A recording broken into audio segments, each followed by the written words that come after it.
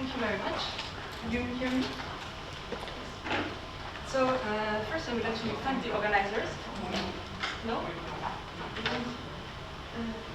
Yes, I would like to thank the organizers for inviting me. It's a great pleasure to be here back in Tokyo and to celebrate the birthday of Professor Kobayashi.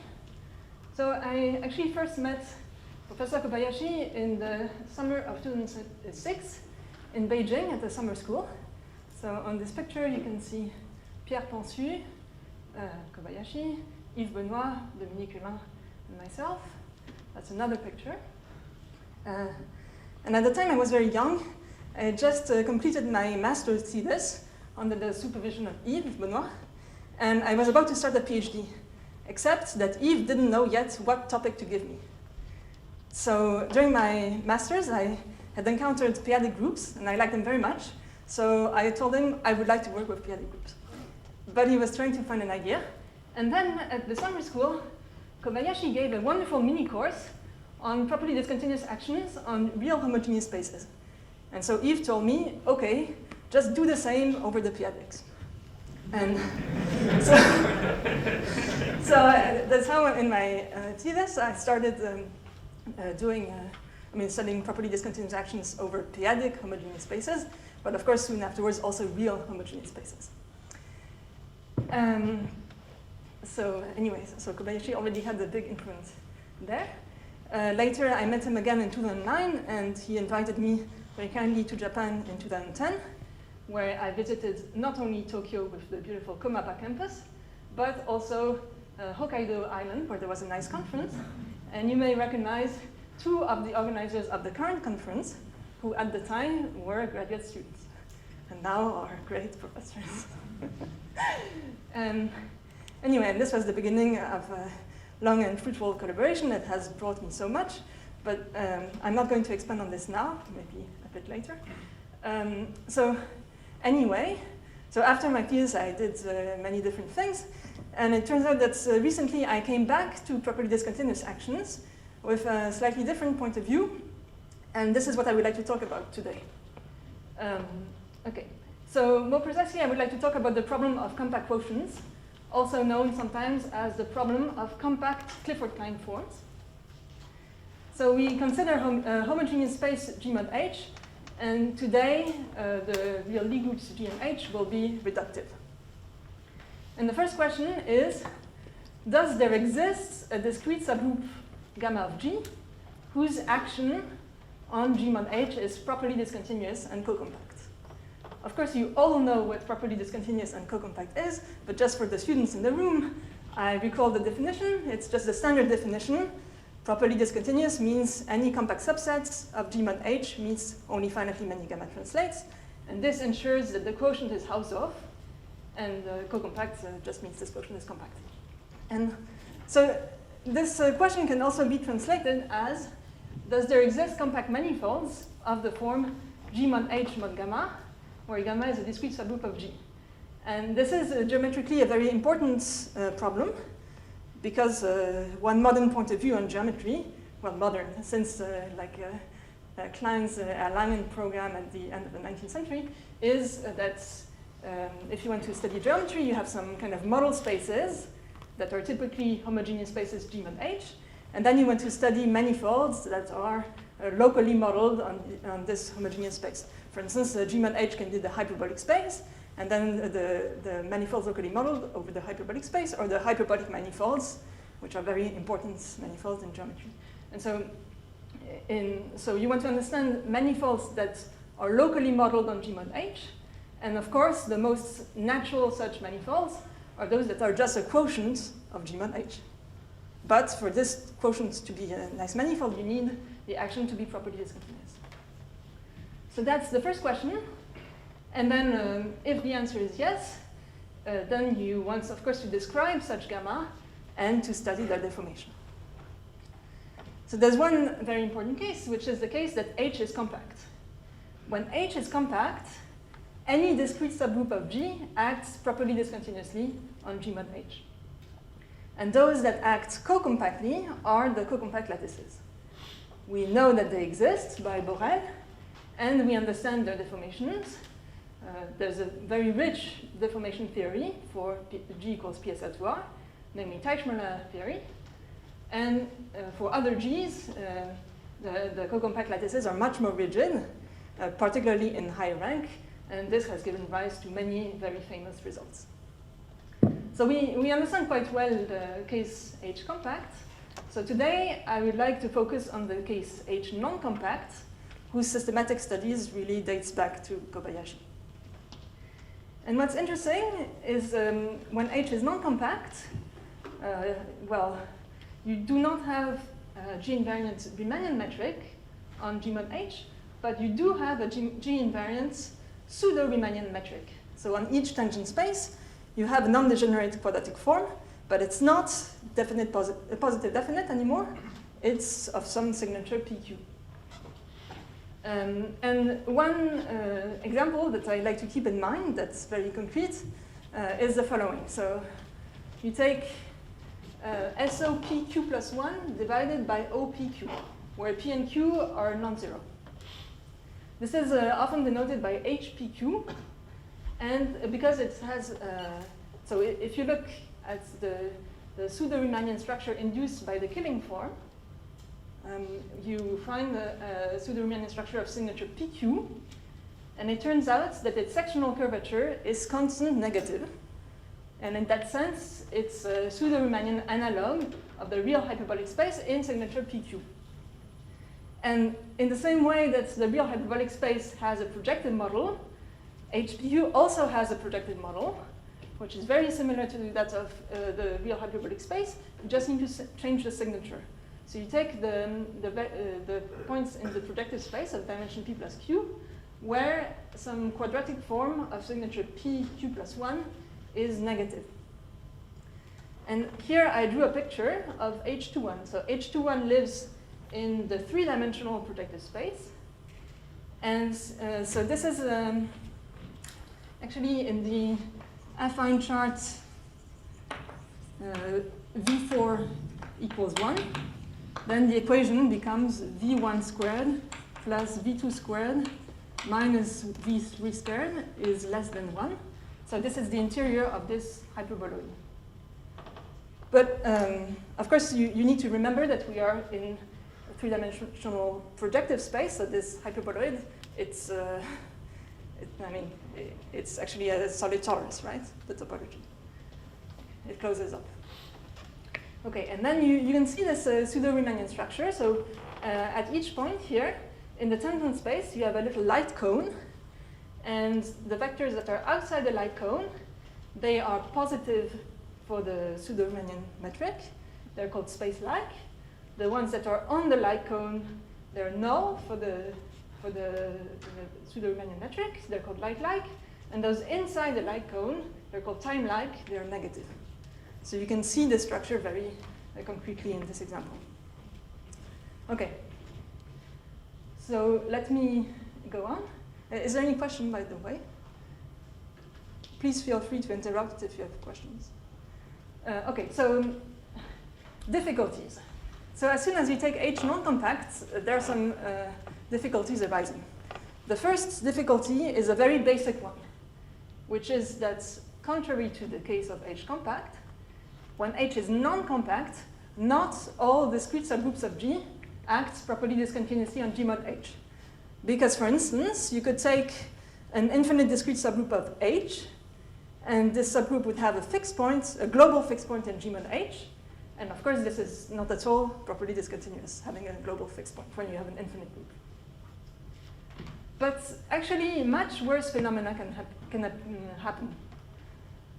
Sometimes a very extreme phenomenon happens, which is that for certain G mod H, only finite groups gamma can act properly discontinuously on G mod H. And this was first noticed by Calabi and Marcus and by Joe Wolf, for certain examples of G mod H. And then the phenomenon was clarified by Kobayashi in one of his very first papers on the topic, so published in 1989. So here is the outcome. We show that this Calabi-Marcus phenomenon occurs in G mod H if and only if the real rank of G is equal to the real rank of H. So this extreme phenomenon happens exactly when the two real ranks are equal. For instance, for HPQ when P is at most Q. Okay, so that's a pretty extreme situation. There are some situations that are a little bit less extreme, where you have infinite groups that act properly discontinuously, but these infinite groups are not very big, they're just virtually cyclic. So this happens, for instance, for SLN mod SLN minus 1 with n odd. So in that case, Yves Benoit proved that the gammas acting properly discontinuously must be virtually abelian, and I proved that they must be actually virtually cyclic. So that's less extreme. There are some other situations where you can have a slightly bigger group gamma acting properly discontinuously, but still not big enough, as in these examples and even further examples, not big enough for the quotient to be compact. And so this has given rise to a lot of work finding obstructions to the existence of compact quotients through very diverse techniques. And Kobayashi has played there a leading role and really pioneering role in this topic. So I would like to actually mention just two other papers of Kobayashi very briefly as some illustration. So one is this also quite early paper in '92. This is the beginning of the paper, and then this comes maybe 2 pages later. The main theorem. So the main theorem is some obstruction to the existence of compact quotients. Namely, if compact quotients exist, then H should satisfy some form of maximality. And okay, if this doesn't mean anything to you, it's okay, just for experts. It means you cannot, if there are compact quotients, then you cannot find another reductive subgroup of G whose Cartan projection is contained in that of H, but the dimension of the Riemannian symmetric space of that other subgroup would be bigger than the dimension of the Riemannian symmetric space of H. So that's actually very useful, and it's allowed to rule out a number of examples and say, no, these G mod H cannot have compact quotients. So that's one article, and then the other article was joined with Ono, and they're completely different techniques. They use characteristic classes to also obtain a certain obstruction to the existence of compact quotients. Okay, so I could go on for a long time about Kobayashi's work, but maybe now I'm going to talk about some new work.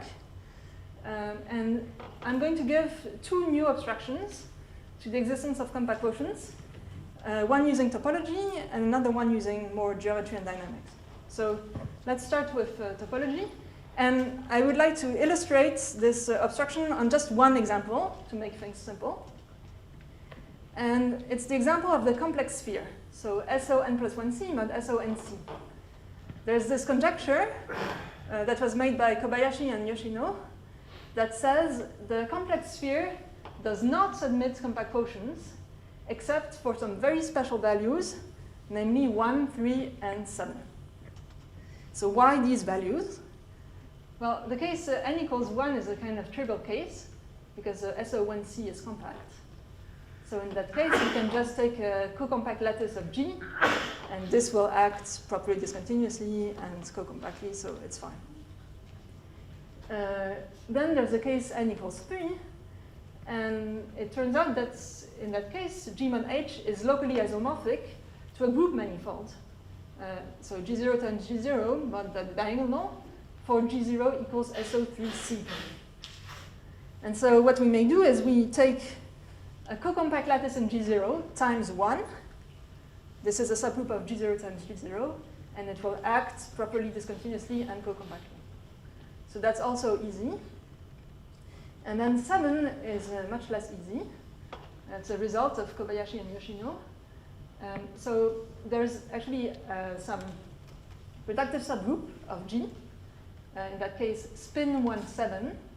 And spin 1,7 turns out to act transitively on G mod H. And the isotropic group is compact. So since the isotropic group is compact, it implies that the action of spin 1,7 is proper. And so what we may do is just take a co-compact lattice in spin 1,7, and then it will act properly discontinuously and co-compactly on G mod H. So that's also good. And so the conjecture was, for the other values, there's no compact quotients. And now we know, so this is joint work with Yosuke Morita and Nicolas Tolosan, that this is true. And this comes from a topological obstruction. So the obstruction reads as follows. Take any reductive homogeneous space. If it admits compact quotients, then the unit normal bundle of K mod H and G mod H must be fiber-wise homotopically trivial. So let me explain what this means. So that's the same statement.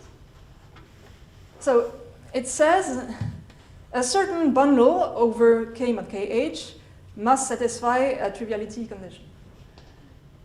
First of all, what is K mod KH? Nothing complicated. So K is a maximal compact subgroup of G that contains KH, which is a maximal compact subgroup of H. Okay, that's the first thing. Then what is this triviality condition? Well, it's pretty self-explanatory. So you have a bundle over K mod KH. It must be homotopy equivalent to the trivial bundle over K mod KH, but through homotopies that preserve the fibers. And lastly, what is the unit normal bundle? So that's actually some classical notion. It's actually a notion that's defined whenever you have a manifold and a submanifold. Then you can define the normal bundle to the submanifold inside the big manifold. You don't need any metric for this. What you do is you take a point in the submanifold here, and you say its normal space is just the quotient of the tangent space to the big manifold by the tangent space to the submanifold, right? So that's the normal space. And then what is the unit normal bundle? Well, here at each x, this nx was a vector space. And now you just take the corresponding sphere by dividing by the positive numbers. So nothing complicated. You don't need any metric to do this. However, in our case, we do have a metric. We do have a pseudo-Riemannian metric. And so we can interpret it in terms of the metric. So the normal bundle at x is the sets of tangent vectors at x that are orthogonal to K mod KH. This K mod KH is a totally negative subspace. And so the orthogonals to this maximal totally negative subspace are positive vectors. So when you take this unit normal bundle, it's those positive vectors that have norm 1. Right. Okay. So that's the abstraction, and then you can apply it to a number of examples. For instance, to the complex sphere. So if you take the complex sphere, what is K mod KH? It's the real sphere of the same dimension inside the complex sphere. So now you need to understand what is the normal bundle of the real sphere inside the complex sphere. So basically at each point you have the tangent space to the complex sphere is a copy of Cn, and you need to divide it by Rn inside Cn. And so up to multiplying by I, you see that it's again Rn. So you see in this way that it's actually just it's isomorphic to the tangent bundle to the real sphere. So what we need to look at is the unit tangent bundle to the real sphere. And fortunately, some people a long time ago have already computed when this is trivial. And we know that it's non-trivial for n different from 1, 3, and 7. And therefore, theorem B implies that when n is different from 1, 3, and 7, there are no compact quotients. Note that this abstraction applies to a number of other examples. It applies also to HPQ. And so we find some inequality between P and Q that must be satisfied for the existence of compact quotients. But I said I would only give one example, so I stick to one example. If you want more details, we can discuss this at the end. So that was the topological abstraction. Is there any question on this? Okay, so otherwise, let's do a second abstraction, which is more like geometric and dynamical. And again, I illustrate it by a conjecture. So the conjecture is that SLN mod SLM does not admit compact quotients, except in totally trivial cases where n equals m or m equals 1. Okay. And so here are values of n and m. So this conjecture, I'm not sure actually who made it the first time. Was it you, Toshi? Or? I think Ibunoa Ibunoa. Me by email. Okay. And then I answered something like n and m to 3 or like that. Yes. So during this email discussion. Wonderful. Yes. So exactly. I think the first known result about this was exactly from Kobayashi, using this maximality of H that I showed, this maximality condition, and so he dealt with the case n bigger than 3m over 2, which is all the points that are below this staircase. But then some other people used completely different techniques. For instance, Zimmer in '94. So he dealt with the case n bigger than 2m. So it's what's under the green. It's a bit less good than on the yellow, but it's a different technique. It was using co-cycle rigidity. And then Zimmer improved on his work very quickly with collaborators. So first with Labourie and Moses, he did n at least 2m. And then with Labourie, they did n at least m plus 3. So that was pretty good. It's all the under the blue staircase. But then Yves Benoit came and used a completely different technique, so more Lie theoretic, using the opposition involution of SLN. And he managed to tackle the case n equals m plus 1 odd. In fact, I already mentioned this case. I said in this case, so he proved only virtually a billion groups can act properly discontinuously, and in fact, as I said, you can improve to virtually cyclic. So this dealt with the green points, and then Shalom used the unitary representations to recover the case SL4 mod SL2. And that's, I think, a bit where we were until now, very recently. So we can prove the case n equals m plus 1 even, and n equals m plus 2 even, so the red.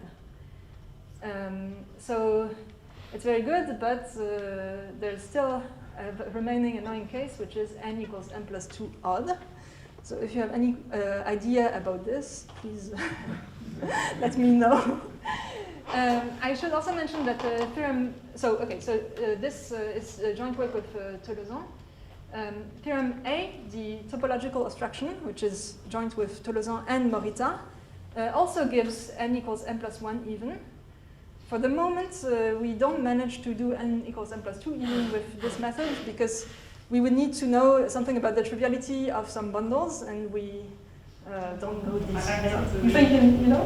I think we have solved the case. I think we solved the case except n is equal to 2, 4, 8 when the difference is 1. No? Sorry? When n equals m plus 1? Yeah, but n plus 1 was known. The odd is was known. Sorry? The odd, this was known. I see. Yes. So but, I think... we couldn't solve some cases. Yeah, I think we cannot do n equals m plus 2. No. Even when the n is equal to m plus 1, we couldn't solve the case of 1, 3, 7 type. Yes, but this is contained in this. Really? Maybe I can check. Okay, sorry. Anyway, so sorry. Well, okay, we can discuss this, but what is true is that with this geometric method, we can do n equals m plus 1 even and n equals m plus 2 even. That's a fact. And then, yes, and theorem A, I believe, gives this. Okay, so this is what I would like to explain today. And so, actually, it works. So I rewrote the theorem. It works not only over R, but also over C and the quaternions with the same proof.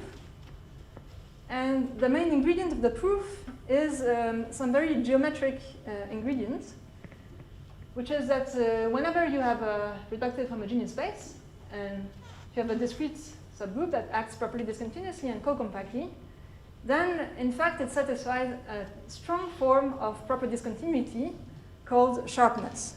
And sharpness was already mentioned in Kobayashi's talk on Monday, but I will spend a bit more time on it to really explain what it means. So that's the geometric ingredient. And then there are two other ingredients, dynamical one, so the theory of so-called N-self representations, and then some small cohomological dimension argument. Okay, so my goal is to explain these two theorems now. But first, I should explain what sharpness is. So in order to explain sharpness, we need to use the Cartan decomposition. So this is the K-AK decomposition, where K is a maximal compact subgroup of G, and A is a maximal abelian subspace of the Lie algebra, and A plus is a closed Weyl chamber. But really, this does not matter very much. The important thing here is just you can write G set theoretically as the product of a compact set, then a very nice set which is a convex cone in some Euclidean space, and then again a compact set. So you can write any elements as the product of three elements, one in K, one in exponential A plus, and one in K. And of course, the example to keep in mind is SLN, where we can take K to be SON. We can take A to be the diagonal matrices such that the sum of the entries is 0, and the entries are in non-increasing order. Sorry, A plus is when the entries are in non-increasing order.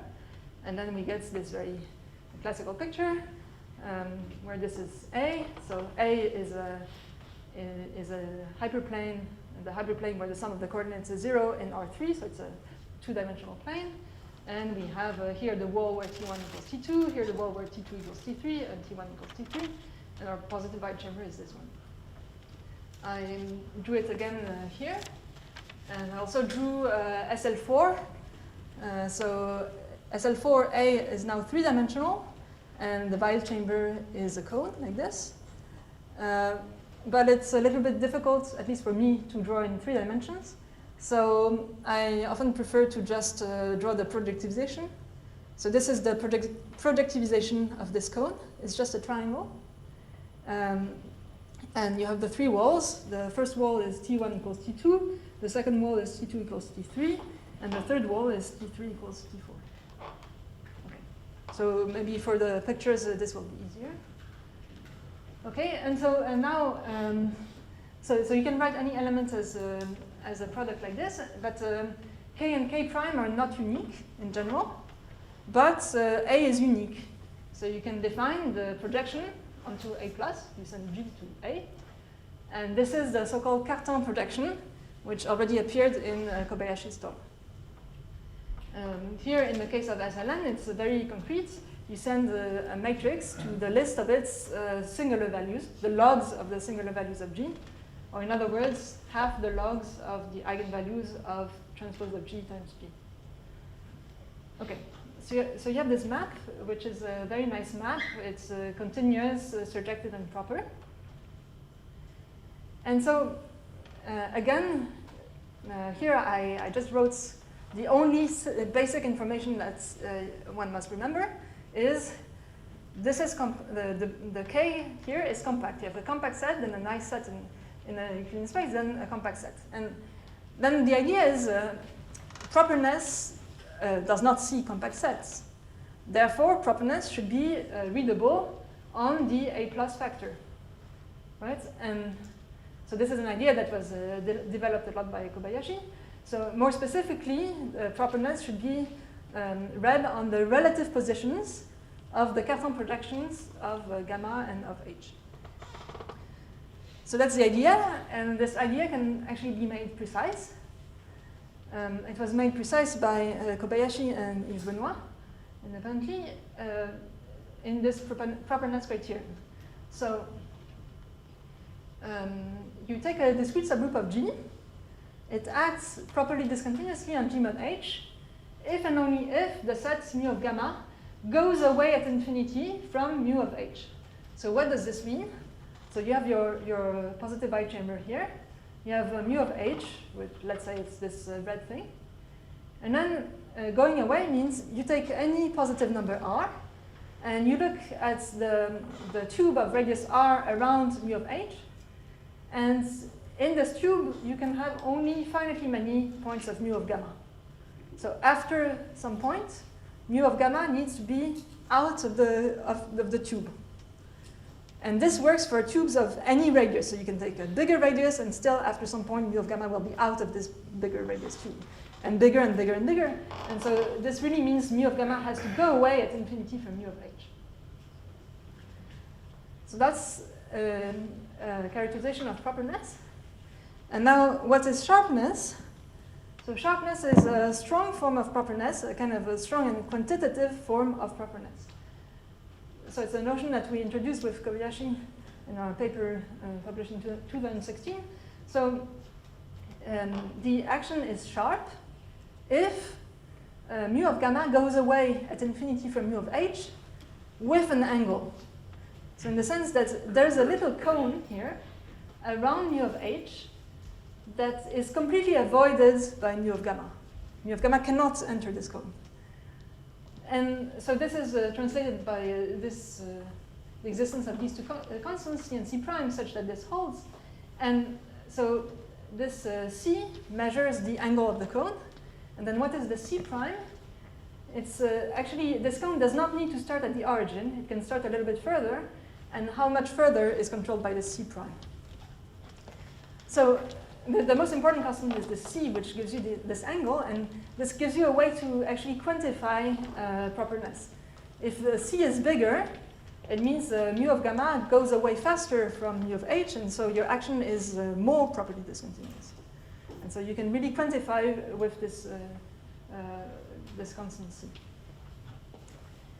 And then back then in 2016, we made the following conjecture, which is that whenever you have a properly discontinuous and co-compact action, it should actually be sharp. So I should mention there exists properly discontinuous actions that are not sharp. So it's not that it's an equivalence between properness and sharpness. But these phenomena of proper actions that are not sharp typically happen when you have some unipotent elements. So in the case that you have a co-compact action, and therefore you don't expect to have unipotent elements or any bad elements like this, we conjecture that actually there should always be sharpness. And in fact, why were we interested in sharpness at all? We were interested in sharpness coming from a kind of a different, doing work actually in spectral theory. So it was very well explained in Kobayashi's talk. So let me just say a word about this. So when you have a pseudo-Riemannian manifold, you can always define its Laplacian. The Laplacian is just the divergence of the gradient for the pseudo-Riemannian structure. And then you can look at the L2 discrete spectrum of the Laplacian. So it's just a set of complex eigenvalues of the Laplacian corresponding to L2 eigenfunctions. And one of the things we proved with Kobayashi that he mentioned on Monday was, so in the case that G mod H is symmetric, so if the discrete spectrum of the Laplacian on G mod H is infinite, and if the action of gamma on G mod H is sharp, then the discrete spectrum of the Laplacian on G mod H mod gamma is also infinite. So let me make several comments about this. So first of all, this condition. This condition here is the existence of discrete series. And we know from the work of Jensen and Oshima and Matsuki that this is equivalent to the rank condition. So it's satisfied in many examples, for instance, for HPQ. So, and in all these examples, if you have a sharp action, then you also get an infinite spectrum in the quotient. And the way we proved this was by constructing a generalized Poincaré series. So we started with eigenfunctions of the Laplacian on G mod H, and even more specifically, some given by Francis Jensen, some explicit ones. And then we average them over gamma to construct a series function over G mod H mod gamma. So for this, we needed to see that the Poincare series converged, that they were L2 and non-zero. And so this required both some analytic ingredients, like understanding the decay at infinity in a precise way for those eigenfunctions, but also some geometric ingredients, namely this decay has to be understood in relation with the distribution of gamma orbits in G mod H. So that was the idea. And my last comment is, here we do not need G mod H mod gamma to be compact. So the only thing we need is a sharp action. Okay, so that was our motivation for introducing sharp. Is there any question? Okay, so that was the motivation, and so that was the conjecture. And now we know that the conjecture is actually true. And more precisely, there exists, this distance between mu of gamma and mu of H. Not only does it go to infinity, but it goes to infinity linearly in the word length of gamma. And this thing is a little bit stronger than sharpness. It's the conjunction of sharpness together with the fact that the group gamma is quasi-isometrically embedded in G. Okay, so that's what we prove. And now I would like to explain how this sharpness implies the non-existence of compact quotients of SLN mod SLN. But first, if you have any questions, now would be a good moment before we start this proof. Yes?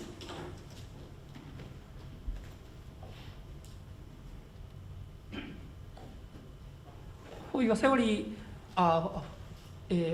the theory for the spectral on the Clifford-Klein form? So Yes?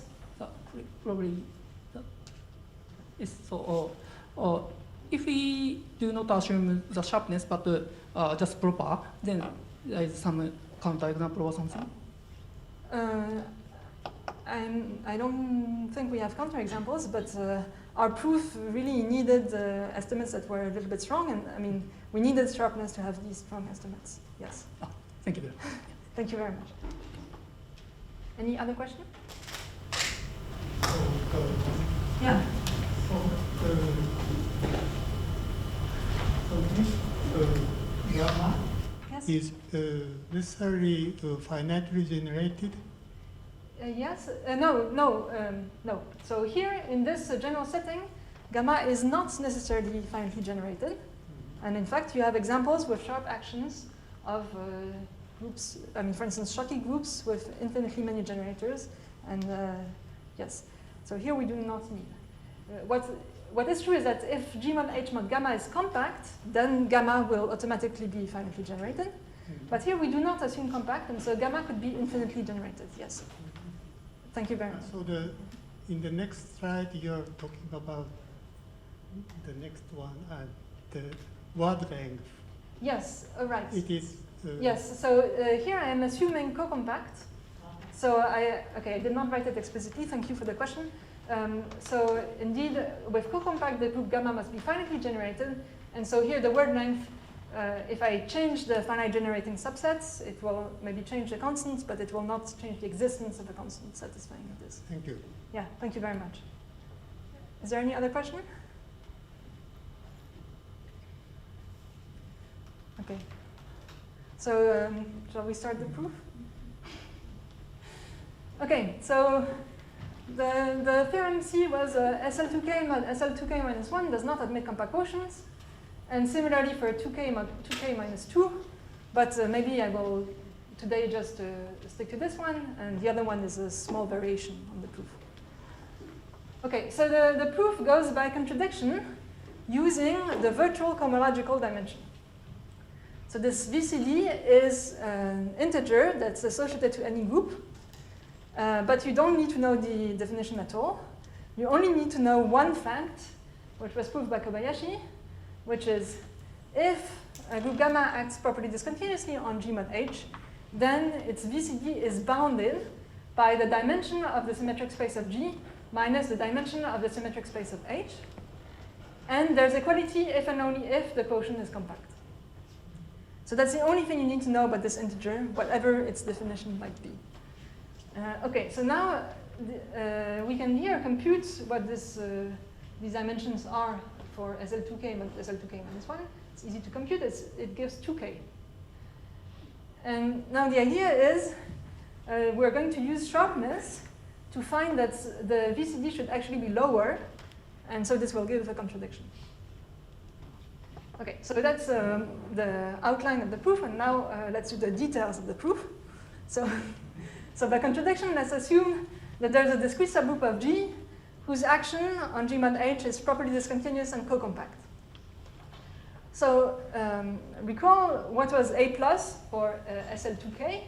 It was the diagonal matrices such that the sum of the entries is 0 and the entries are in non-increasing order. And now what is mu of H? So we take elements in SL2K minus 1 and we must look at their singular values, or more precisely the log of their singular values. And when we have a matrix which is in SL2K minus 1, well, it has 1 obviously as a singular value. So it has 0 as a log of a singular value. And so one of the TIs must be 0. And in fact, that's an equivalent condition. You are in mu of H if and only if one of the TIs is 0. Right? So mu of H is the unions of these hyperplanes where Ti equals 0. Here I wrote the union from 2 to 2k minus 1. I could also have written from 1 to 2k, but it's not very interesting. Since it's in non-increasing order, if T1 is 0, then all the TIs are 0. And if T2k is 0, then also all the other ones are 0. So I just wrote the union like this. So we can draw here. So that's mu of H for H equals SL2. So it's the bisector of the Wein-chamber. And then here for H equals SL3, it's like this. So that's T3 equals 0, and that's T2 equals 0. I prefer to draw it here. Here it's going to get messy. So, okay. Very good. So let's continue. So now what is the complement of mu of H? Well, it's wherever none of the TIs is 0. And this has 2k minus 1 connected components, because if none of the TIs is 0 and they are in non-increasing order, then you just need to decide in which interval 0 is. Right? And there are 2k minus 1 possibilities. And these 2k minus 1 connected components are permuted by the opposition involution, sending T1 up to T2k up to minus T2k to minus T1. So it's the involution that corresponds to sending mu of G to mu of G inverse. So let's get back here. So here you see there are 3 connected components of the complement of mu of H. And the opposition involution, yeah, sorry, I see that my picture is not very good. These 2 triangles should be isometric, but it's okay. Sorry. So the opposition involution switches these 2. And it preserves this one. And this is something very general when n is even.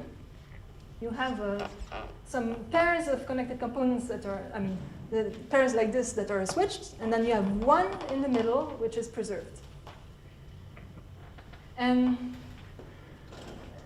this is where we really use that n is even. So what I proved in 2008 is that whenever you have properly discontinuous action on G mod H of a group which is not virtually cyclic, then the Cartan projection of gamma up to finitely many points must be contained in a connected component of the complement of mu of H, which is invariant under the opposition involution. So the idea is if not, then you would have some points here, and then you would also have some points here by taking the inverse. But then if you want to go from this point in the group to this point of the group, you need somehow to pass here, and you will come close to mu of h, and you will contradict the properness criterion. So this is not possible. You need to be in exactly one connected component, which is invariant, unless you would be virtually cyclic, in which case things are easier because you just have, it's just one element, so you can go in between two components, so that's okay.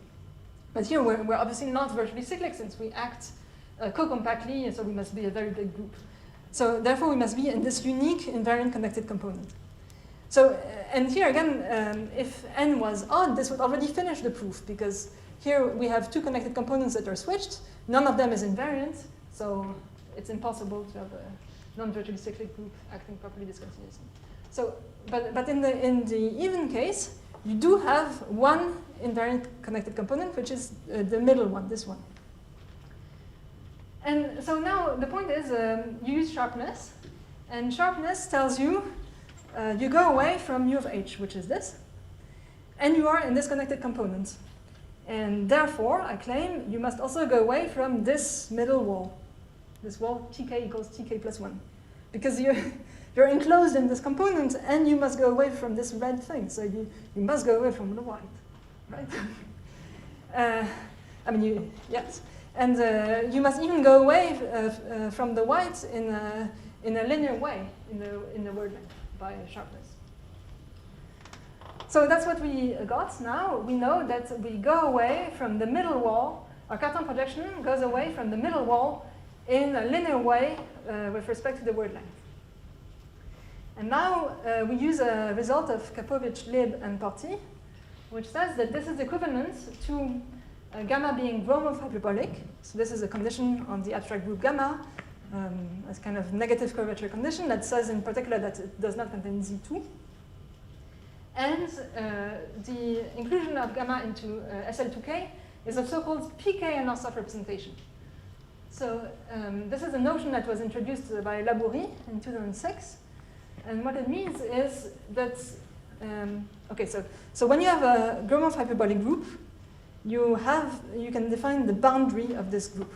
For instance, if your Gromov hyperbolic group is pi1 of a closed hyperbolic surface, then the boundary of the group is the boundary of the hyperbolic plane, which is a circle. And so that's a general notion. And so a Nosov means there exists a continuous equivariant map that goes from this boundary of your group into the Grassmannian of k-planes in R2k. And we call this map a boundary map because it goes from the boundary of the group into this compact space, which we think of as a boundary of G or a boundary of G mod k, if we like. So we have this map, and this map must be injective, but it must actually be a little bit more than injective. It must be transverse, in the sense that if I take any two distinct points in the boundary of gamma, then the corresponding two k-planes in R2k must meet only in 0. So it's like the usual notion of transversality in the Grassmannian.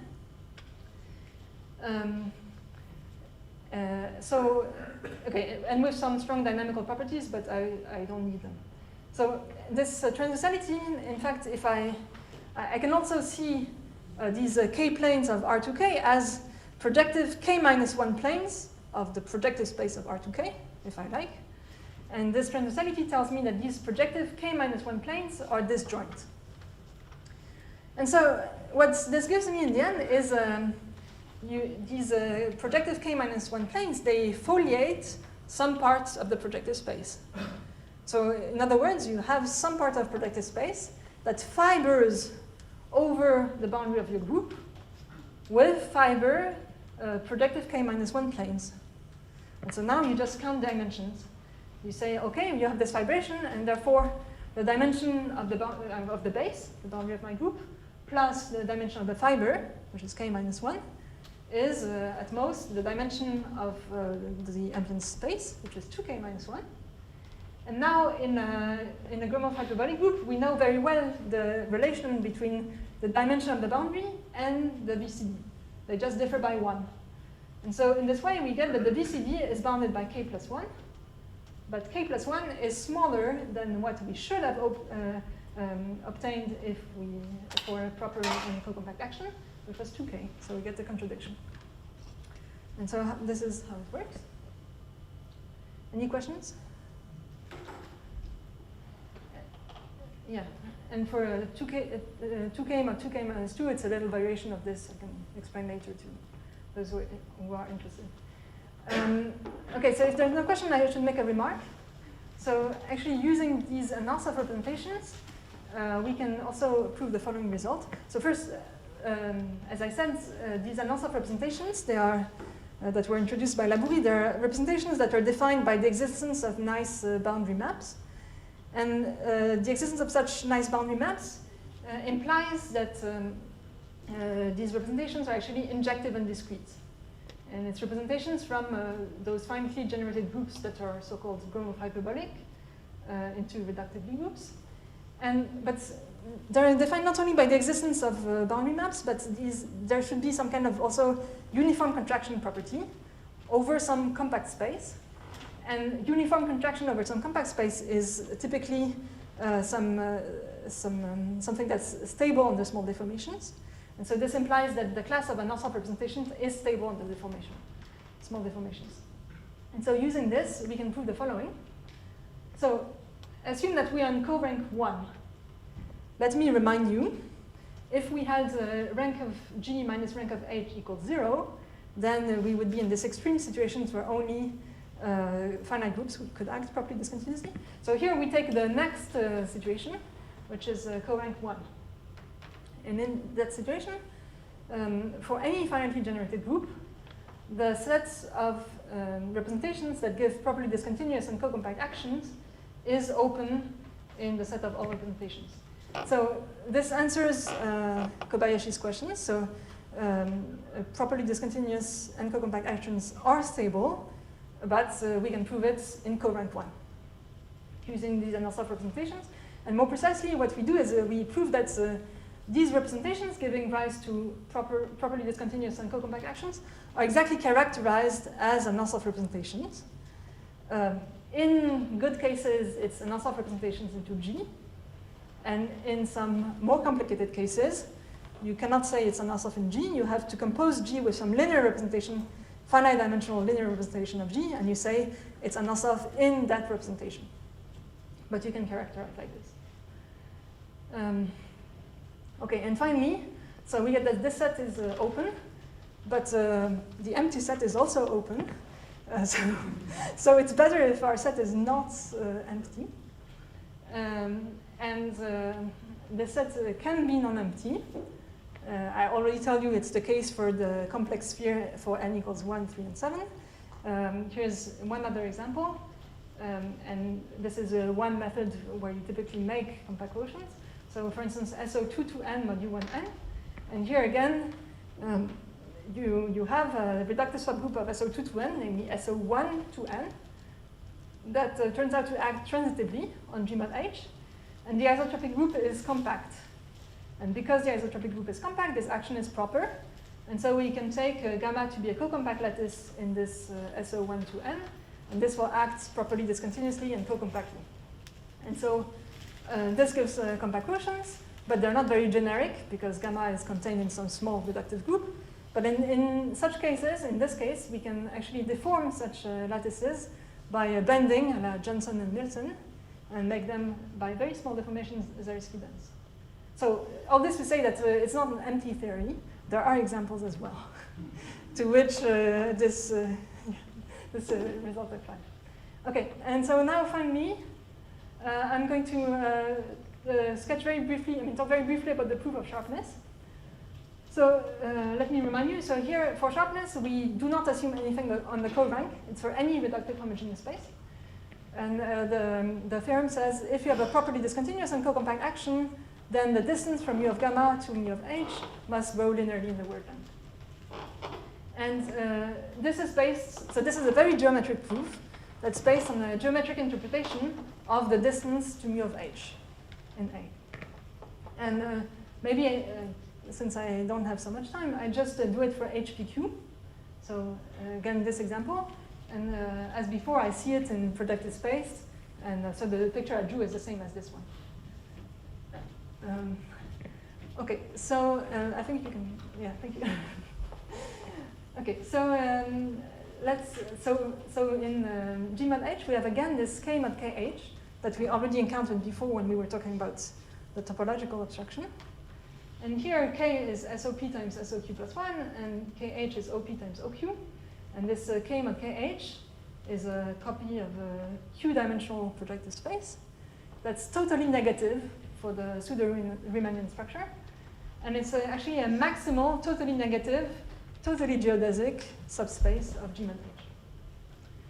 Okay, so now we can, how can we interpret the Riemannian symmetric space, G mod K? Well, we interpret it geometrically in G mod H as the set of all translates of K mod KH. Because, well, G, by definition, acts transitively on the G translates, and the stabilizer of K mod KH is K. And so, in other words, it's the same space of maximal, totally negative subspaces of G mod H. Okay, and so now last thing is that you can really see this HPQ as you have this middle little projective space, here a projective line, K mod KH, and then you have some green slices, and the green slices are space-like, they're totally positive, and you have a retraction along the green slices to the totally negative K mod KH. So you have a retraction, that's a kind of space-like orthogonal projection that sends this x here to phi of x, and the pre-image of this y is all the green slice, right? So yeah, it makes G mod H diffeomorphic to the, identifies with the normal polynomial. Okay, and so now we define a function on G mod K times G mod K in the following way. So take K mod KH, for instance, and another translates GK mod KH. And then you look in each slide, it intersects this K mod KH in one point, and it intersects a GK mod KH in another point. And then you look at the segments between the two. It's in this green slice that's totally positive, so it's a Riemannian space. It's a copy of HP, the p-dimensional real hyperbolic space. And you just measure this distance, and you measure the distance in each slice, and there's one slice where the distance is smallest possible. It reaches a minimum. And this minimum, you call it little delta of this K mod KH and GK mod KH. Okay, so note that this little delta could be 0, because you can perfectly have one K mod KH, another GK mod KH, and they can meet. So it can be 0. It's by no means a distance. It's not a distance function. But somehow it measures a little bit how far apart, I mean, what's the closest that the two things get. And so then we extend this between not only K mod KH and some other one, but between any two just by equivariance. And now the geometric interpretation is that this delta K mod KH and GK mod KH is exactly the distance between mu of G and mu of H. So that's the geometric interpretation. And once we have this, we can then proceed in the following way. So we can choose continuously and equivariantly for any point in G mod H a translate of K mod KH that passes through X. So here we have a point X, there's a PX that passes through it, and there's a point Y, and here you have a PY that passes through it. And you can do this continuously and gamma equivariantly. And now you define a function big delta on G mod H times G mod H. Namely, big delta of X and Y is just the little delta of PX and PY. So I should insist again, this is not a distance function for several reasons. So first of all, big delta of X and Y can be 0, even if X and Y are different, because PX and PY could be distinct but still meet in a point, and therefore the little delta would be non-zero. And also it does not at all satisfy the triangular inequality. It rather satisfies some kind of reverse triangular inequality. But still, we can show that despite the fact that it's not a distance, and in fact we are not in a metric space, we are in a pseudo-Riemannian space, despite all these difficulties, still this big delta satisfies some good properties, good enough that all the intermediate lemmas that are required in the proof of the Miller-Schwarz lemma, in the classical Miller-Schwarz lemma in geometric group theory, can be, you can have analogs, and in the end we can prove that big delta of our base points times gamma of the base points grows linearly in the word length of gamma. And now, using the previous geometric interpretation, this is the distance between mu of gamma and mu of h, and so we get that this distance grows linearly in the word length, and this improves sharpness. And so that's the end, and happy birthday, Toshiyuki.